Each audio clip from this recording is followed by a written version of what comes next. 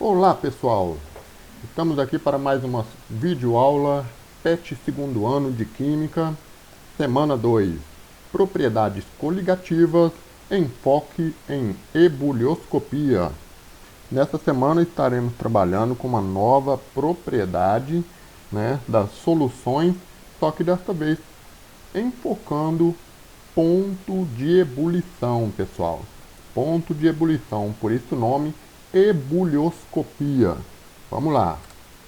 Para trabalhar nessa videoaula, nós faremos uma passagem, uma discussão por alguns pontos sobre ebulioscopia.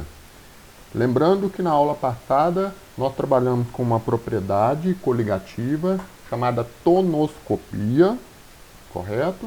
Que a tonoscopia estudava a alteração na pressão de vapor da solução, uma alteração provocada por adição de soluto.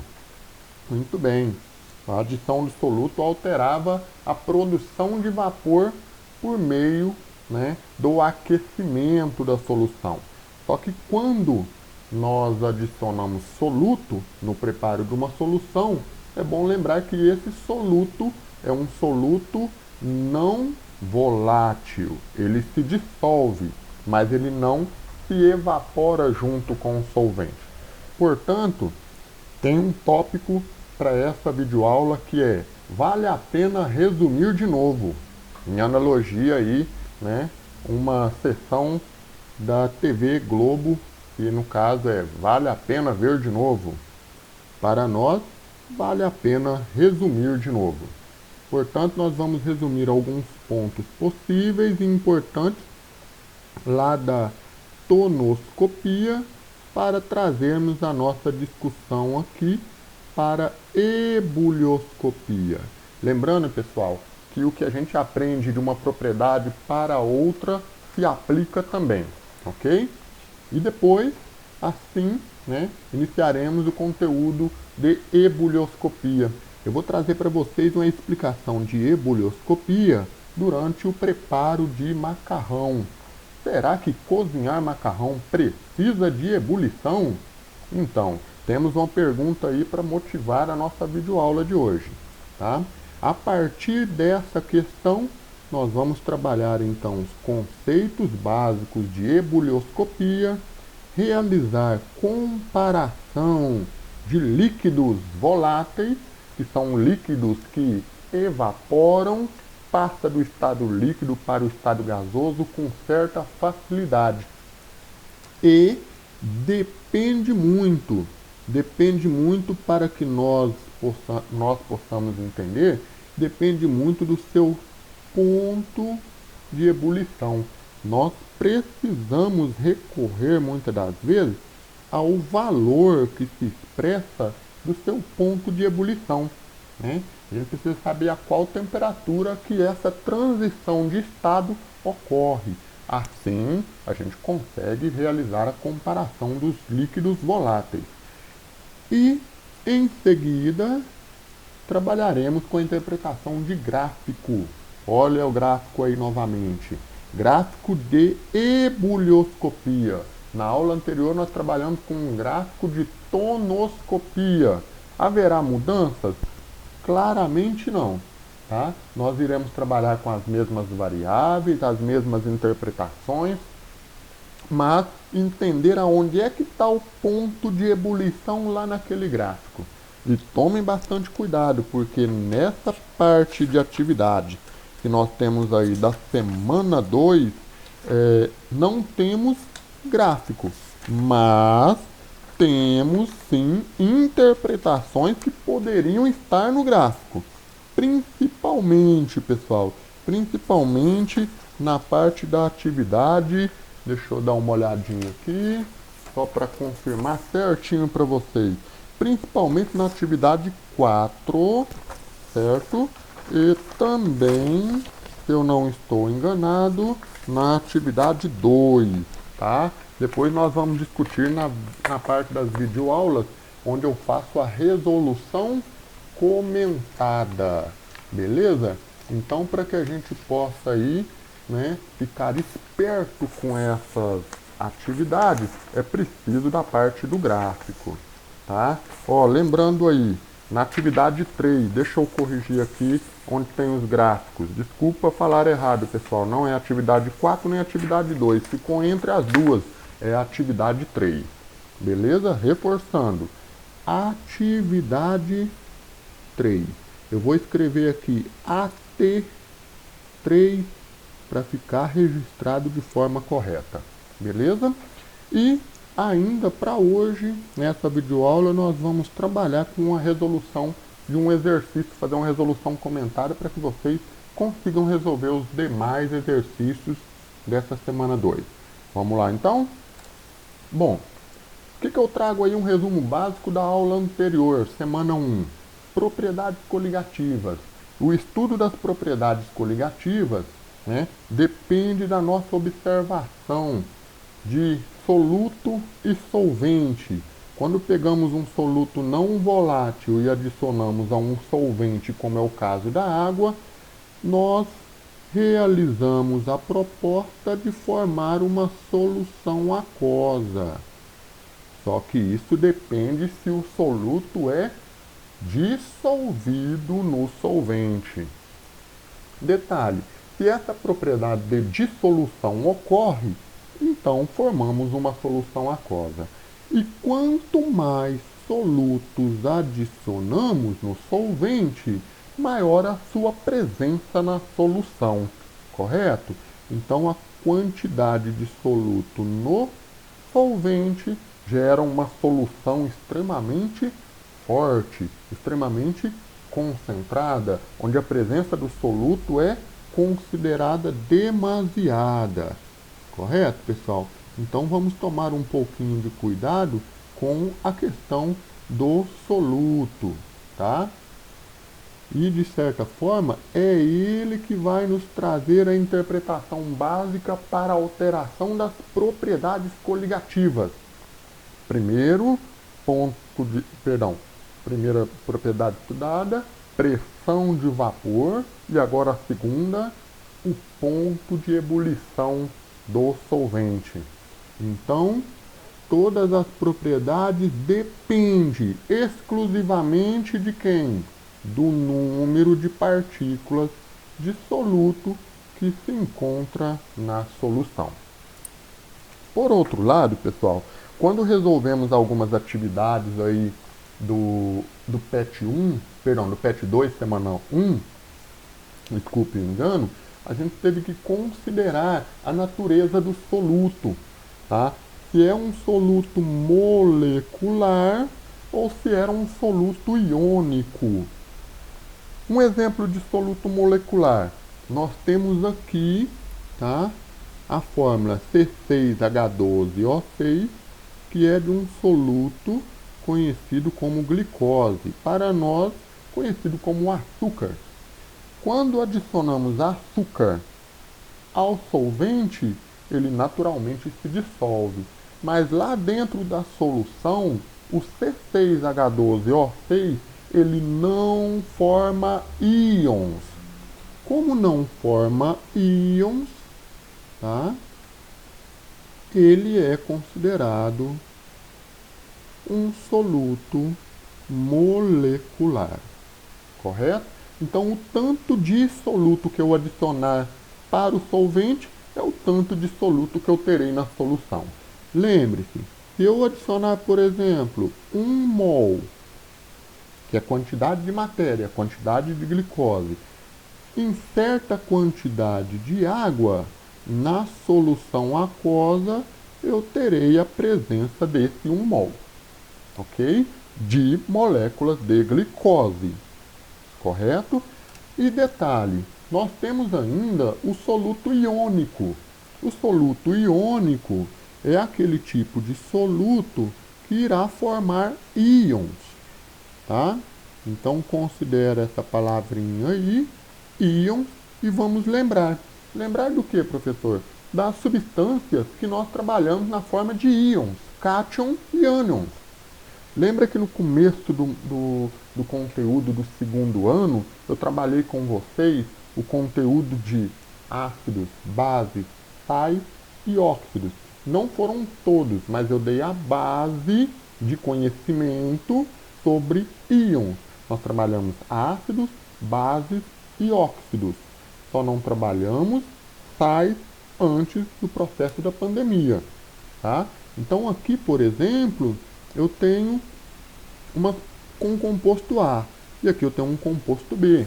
Esse composto A aqui, pessoal, é uma base. O composto B é um ácido. Hidróxido de sódio, a base, HCl, ácido clorídrico.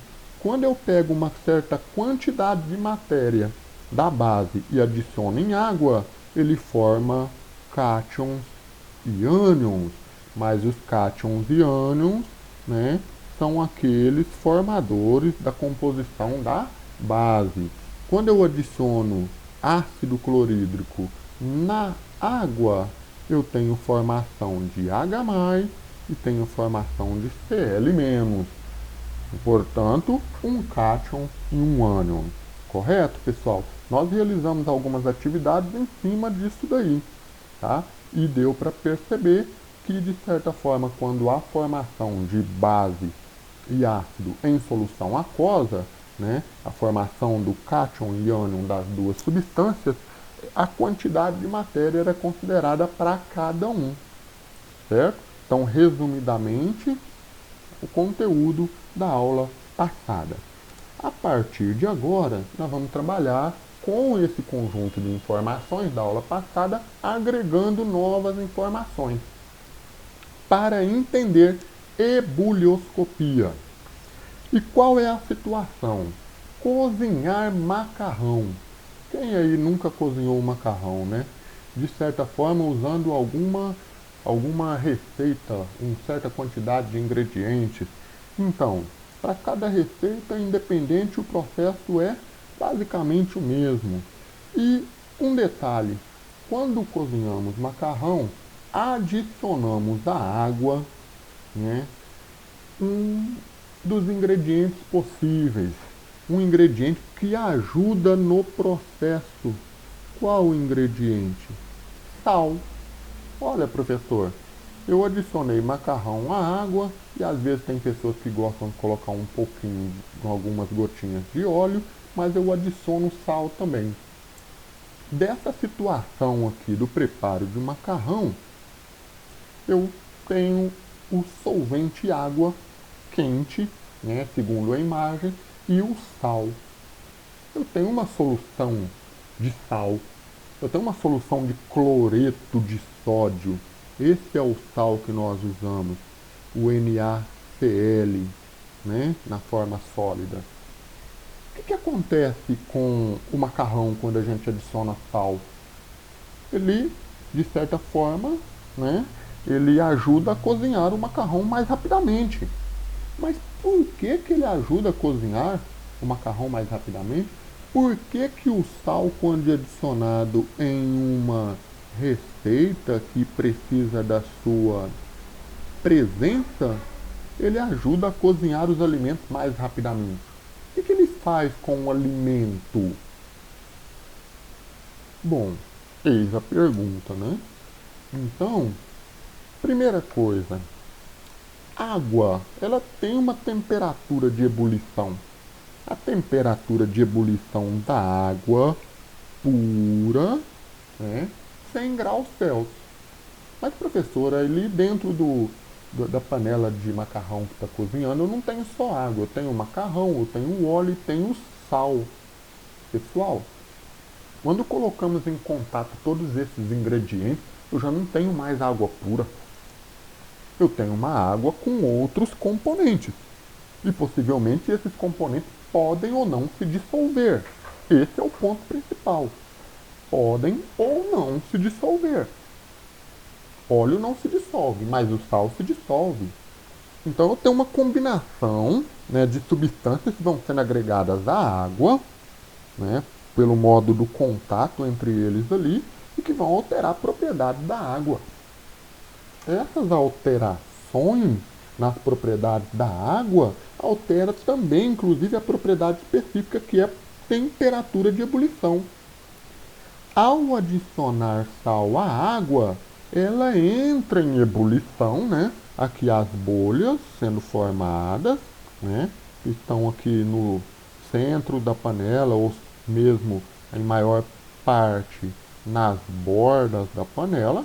Essas bolhas são bolhas de vapor de água.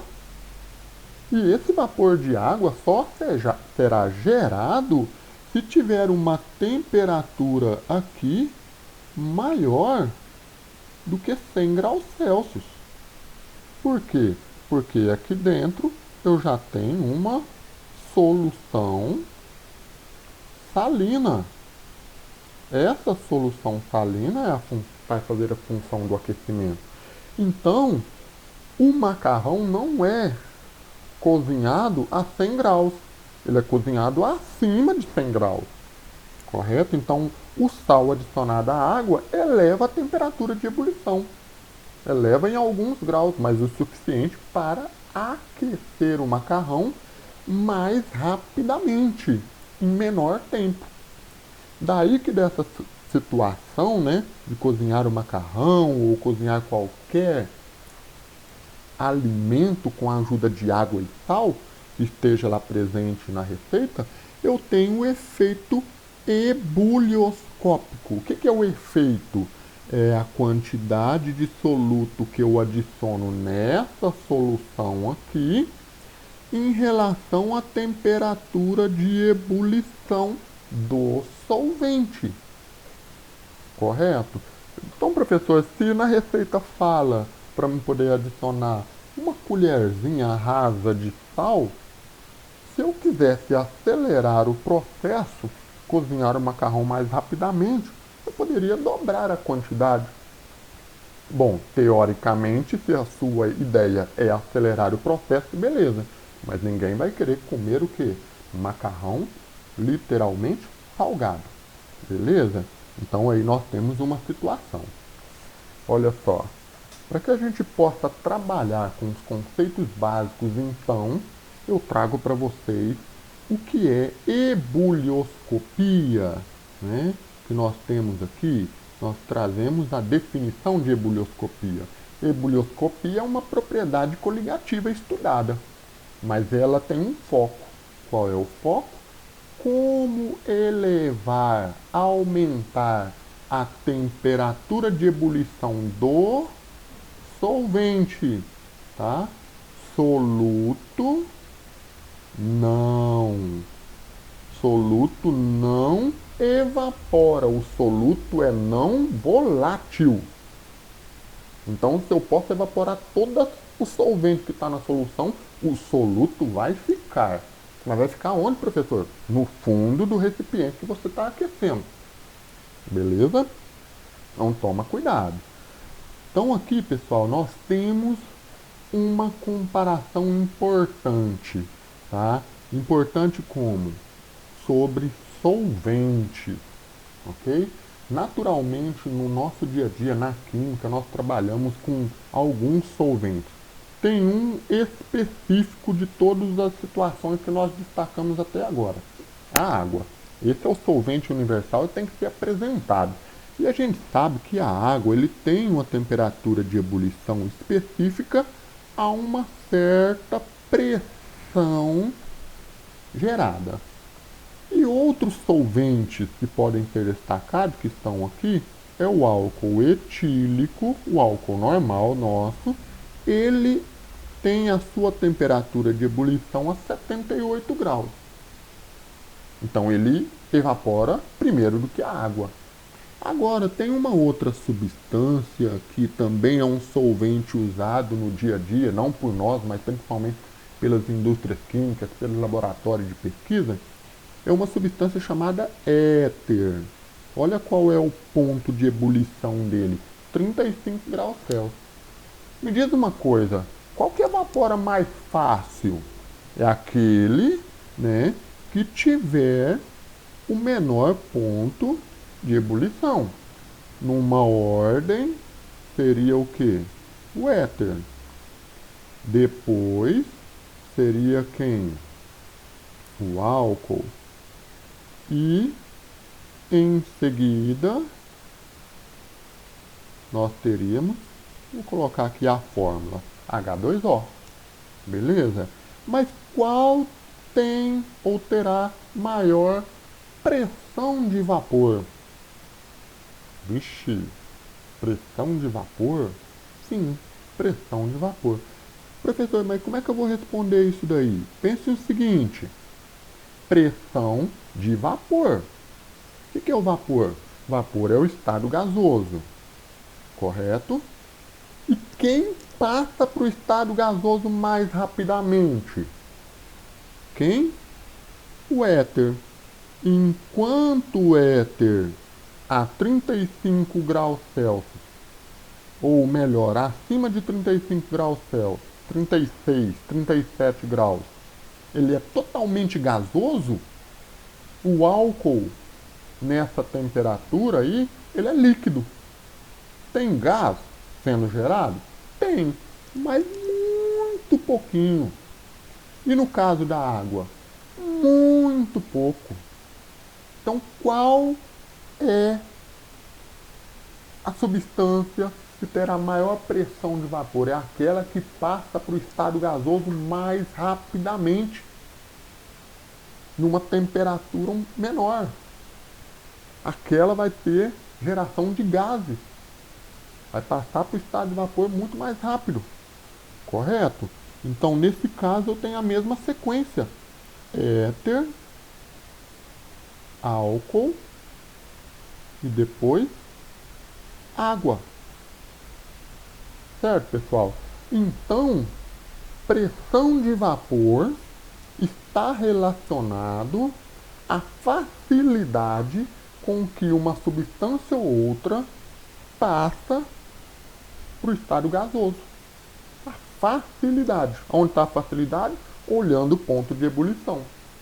E perceba que do éter para o álcool, eu tenho uma diferença de temperatura entre os dois pontos de ebulição bastante considerável. Né? De 35 para 38, eu tenho basicamente o quê? 43 graus de diferença. É muita coisa. Se eu fosse comparar do éter para a água, eu tenho uma diferença muito grande, cerca de 65 graus. Então, o éter tem mais vapor produzido do que a água. Logo, a pressão, a força desse vapor é maior do que a água. Ok? Então, vamos considerar isso daí. Aí, olhem as linhas pontilhadas, né? Os pontos de ebulição de cada substância a essa pressão de 760, que é a pressão considerada como 1 atm, né? E de certa forma, essas ponderações, ok? Agora, pessoal, eu tenho aqui uma outra imagem para trabalhar com ebulioscopia. Comparação de soluções. Qual solução? Eu tenho um copinho, dois copinhos. Melhor, vamos numerar. Copo 1, copo 2, copo 3, copo 4, copo 5. O copo 1, nós temos aqui, ó, água pura. O copo 2, glicose, sacarose, glicose novamente e NaCl. Água pura é solvente puro. Qual que é a temperatura de ebulição da água pura? 100 graus Celsius. Não tem soluto ali para atrapalhar. Mas quando você adiciona um pouco de glicose e essa quantidade dele existente ali na solução, que é que está aqui dentro, ó, qual a alteração que deu na temperatura de ebulição? Professor, essa alteração é desprezível. Não, não é desprezível. Sabe por quê? Porque é 0,26 graus. Isso não faz nem cócegas na gente em termos de sensação de temperatura, mas para 100 graus Celsius, meu amigo, dá uma diferença sim. Imagine, olha aqui, a quantidade de glicose que tem é pequenininha. Mas se você fosse colocando mais e mais e mais glicose, provavelmente você conseguiria alterar em pelo menos 1, 2, 3, 4 graus a temperatura de ebulição da água. E essa alteração, né, de 2, 3, 4 graus, ela é extremamente alta, dependendo do que se pretende fazer com essa solução. Ela é considerável. Olha a sacarose, copo 3, meio mol por litro. E qual foi a alteração em termos de temperatura? A mesma. Então, glicose e sacarose são substâncias diferentes, mas jogaram a mesma quantidade de cada uma. O que poderia esperar? Alterações diferentes, mas foi isso que a gente observou? Não, alteração de temperatura igual. Portanto, pessoal, o que se explica, né, isso daí é o número de partículas presentes na solução. Tá? Número de partículas. Onde é que está o número de partículas? Na concentração de cada uma. Ok? Então fica de olho nisso daí. Olha só.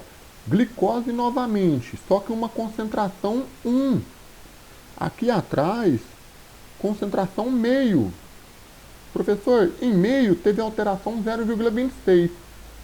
O 1 é o dobro de meio. Qual a alteração que eu tive?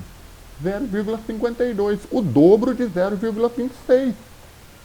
Ou seja, dobrei a quantidade de soluto, dobrou a diferença de temperatura. A alteração para mais. Correto? Detalhe, cloreto de sódio, meio mol por litro. Olha a alteração que ele causou. 0,52. Opa! A mesma. Sim. Mas, professor, o cloreto de sódio que se encontra aqui é meio mol por litro. E da glicose, 1 mol por litro. Como explicar isso? Primeira coisa, a glicose é um soluto molecular. Ele apenas se dissolve na solução, não forma íon. Enquanto que o cloreto de sódio, quando em contato com o solvente, forma íons Na+, Cl-. Isso daí é importante. Eu tenho meio mol de íons positivos e meio mol de íons negativos. Portanto, essa quantidade de partículas altera gradativamente para mais, né, a temperatura de ebulição do solvente. Correto, pessoal? Olha só, isso aqui é extremamente importante, essa interpretação para as atividades do PET, tá certo? Então veja, aqui nós temos o efeito ebulioscópico, concentração da solução em relação à temperatura de ebulição do solvente, tá? E agora na parte gráfica?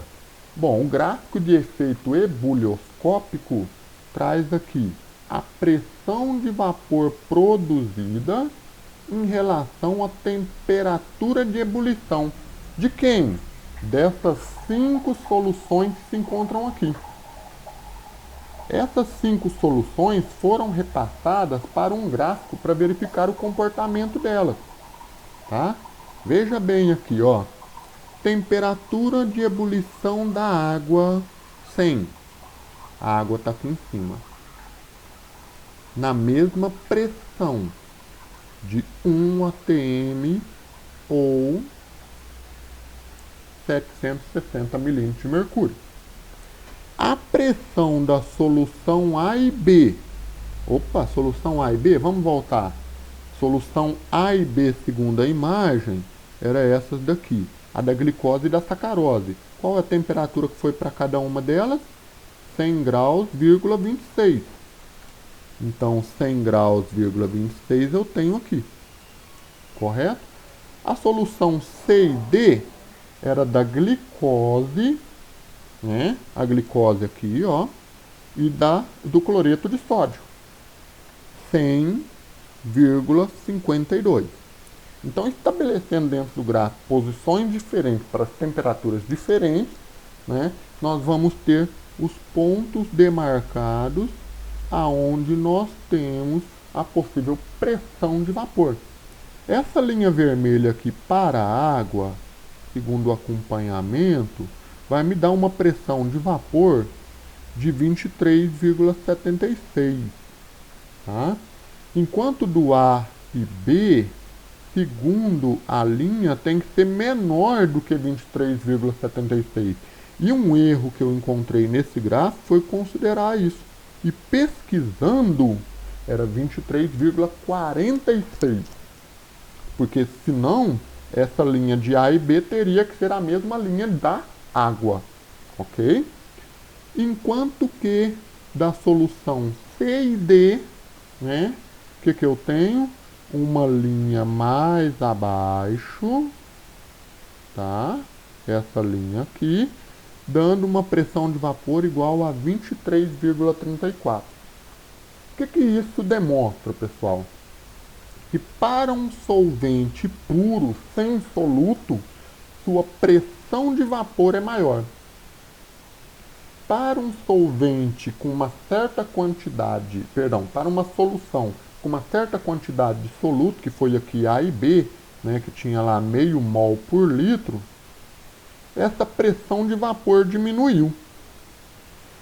Em C e D, que tinha 1 mol por litro do soluto, a pressão de vapor diminuiu mais ainda, tá? Então eu tenho um efeito tonoscópico aqui, mas trabalhando com a ideia do efeito ebulioscópico, né? Eu tenho maior quantidade de soluto, certo? Aumenta a temperatura de ebulição, mas diminui a pressão de vapor. Ok? Vamos resumir isso daí. Ó, aumentando a concentração do soluto, o que acontece com a temperatura de ebulição? Aumenta. E o que acontece com a pressão de vapor? Diminui.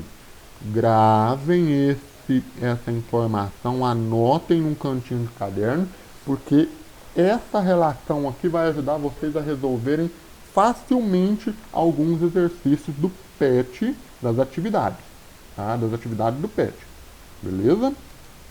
Então, temos aqui agora um exercício a ser comentado, pessoal. Esse é um exercício, tá, que nós, de certa forma, já fizemos em parte ele, mas a sua pergunta é outra. Vamos fazer a leitura. Considere 5 soluções aquosas diferentes, todas de concentração 0,1 mol por litro. De quem? Quem são os solutos? Glicose. E de 4 eletrólitos. 4 eletrólitos fortes. Esses eletrólitos, pessoal, essa palavra eletrólito se refere a substâncias que formam íons. Tá? Vale lembrar aqui, ó. Substâncias que formam íons. Por exemplo, cloreto de sódio, cloreto de potássio, sulfato de potássio, sulfato de zinco. Então, nós temos aqui 4 substâncias iônicas e uma substância molecular. Tá certo? Que no caso é a glicose. E como que a gente vai trabalhar isso daí? Nós vamos trabalhar de uma maneira que identifique aquele que tem maior temperatura de ebulição. Opa! Maior temperatura de ebulição? Vamos lembrar a regrinha que acabamos de anotar? Olha aqui, ó. Maior quantidade de soluto, maior temperatura de ebulição. Então é um diretamente proporcional ao outro. Vamos anotar? Olha aqui. Maior concentração de soluto igual a maior temperatura de ebulição. Beleza? Então gravem isso daqui, que é importante para a gente resolver. Tá? Então, para a gente fazer a resolução de cada um, eu vou mostrar para vocês como que é feito. Olha só. Número maior de partículas de soluto na solução, queda da pressão, elevação da temperatura de ebulição. Beleza? Como que a gente faz aqui para a glicose? Olha só, montamos a equação que representa a sua dissolução em água. Eu vou ter apenas moléculas de glicose. Se eu começar com 0,1 mol, eu vou terminar com 0,1 mol. Beleza? No caso do cloreto de sódio, olha o cloreto de sódio adicionado em água. Ele se dissolve, mas forma íons. Na+, Cl-.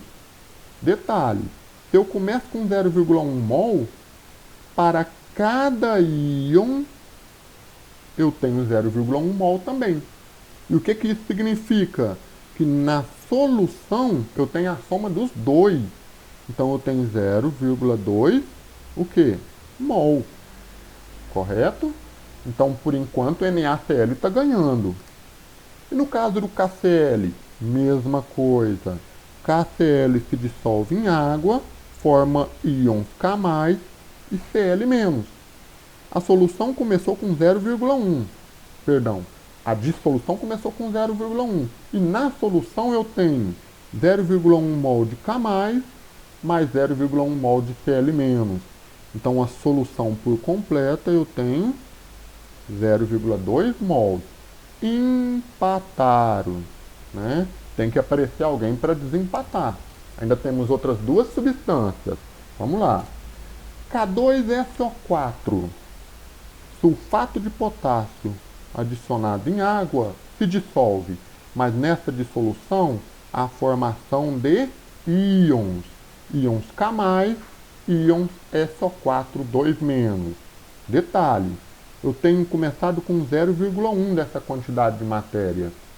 O K+, inicialmente 0,1. Mas qual a quantidade de K+? 2. Então tem que multiplicar isso daqui. 2 vezes 0,1, 0,2. Tá? Eu tenho o dobro. Esse 0,1 é para um potássio. Um cátion potássio. Agora eu tenho 2.